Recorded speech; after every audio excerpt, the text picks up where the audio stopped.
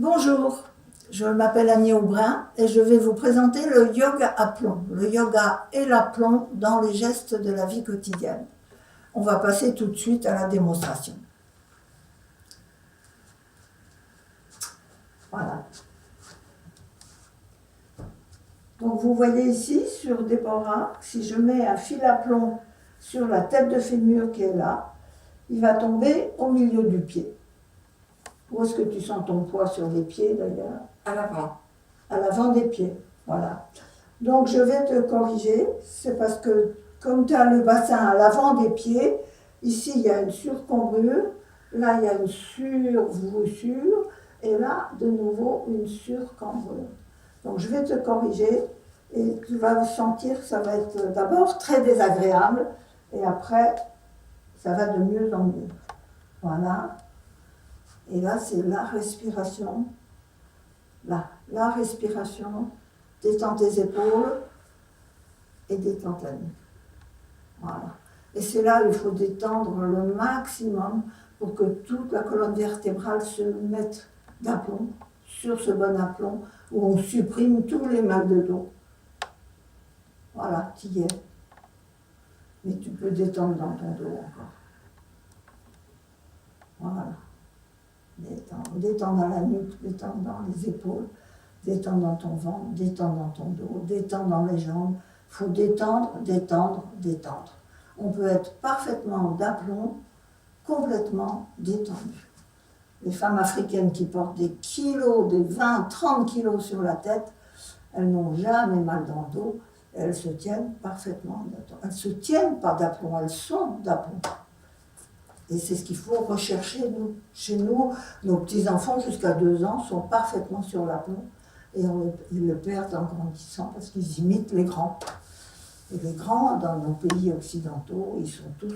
Comme moi j'étais, à 50 ans, j'étais comme ça. À 50 ans, j'étais comme ça. Et j'avais une sciatique épouvantable. Donc j'ai appris. On voulait m'opérer, c'est tout ce qu'on voulait faire. Donc j'ai appris à mettre ça d'aplomb. Et c'est le bon soupir qui, petit à petit, m'a fait respirer. C'est ce bon soupir qui, petit à petit, m'a redressé le dos. Je ne suis plus voûtée maintenant à 87 ans. Et voilà, les bienfaits de l'aplomb.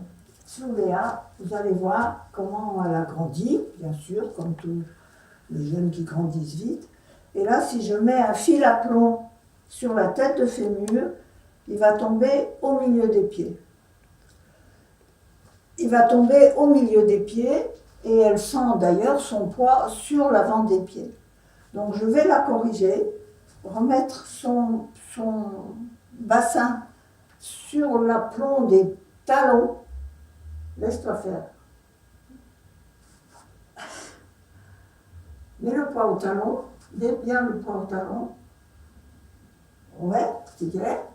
Et maintenant, tu te sens pas bien parce que c'est très désagréable. Tu peux ouvrir tes yeux, garde tes yeux ouverts. Et maintenant, tu respires. Attention, pas ramener en avant. Tu respires bien. Respire un grand coup. Ouais. Et c'est ça qui va petit à petit te redresser. Et ta nuque se détend complètement. Garde tes yeux ouverts. Merci. Voilà. Et tu vois que ton regard a changé d'endroit. Et là tu es sur l'aplomb, mais tu peux te détendre de plus en plus. Et tu seras complètement vertical petit à petit. Petit à petit, ça ne se fait pas tous les jours. Ça ne te fait pas comme ça. Hein. Il faut y penser très souvent.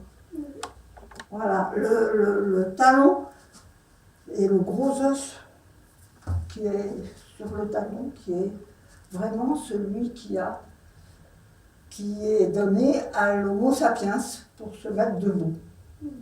Et oui. Pour s'asseoir, c'est aussi important de savoir bien s'asseoir. Là, on peut considérer que tu as un peu la braguette à l'horizontale. Tu es assis sur le fond des fesses. Donc, je vais te dire de retrousser tes fesses. Tu t'avances, voilà, très bien, tu retrousses vraiment jusqu'au bout au maximum. Voilà. Et là, automatiquement, la cambrure lombaire est revenue et ça respire de là. Et là, tu peux même t'adosser. Tu vois, en gardant ta cambrure lombaire.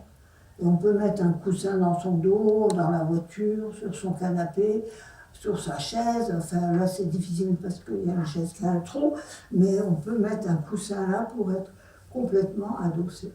Devant l'ordinateur, c'est des gestes qu'on peut faire 10 fois, 100 fois.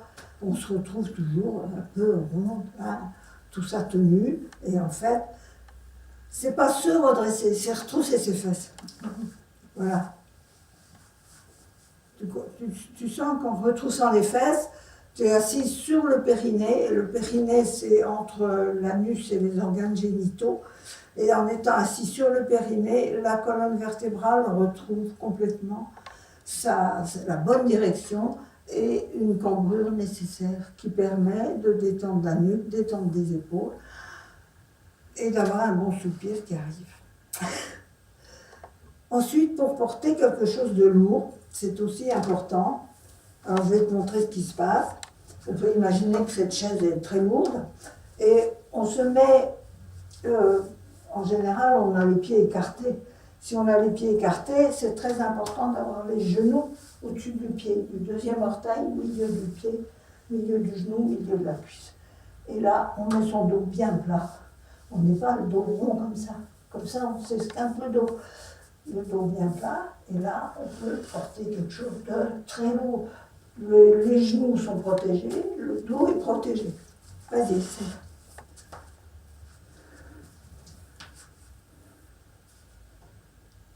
Voilà.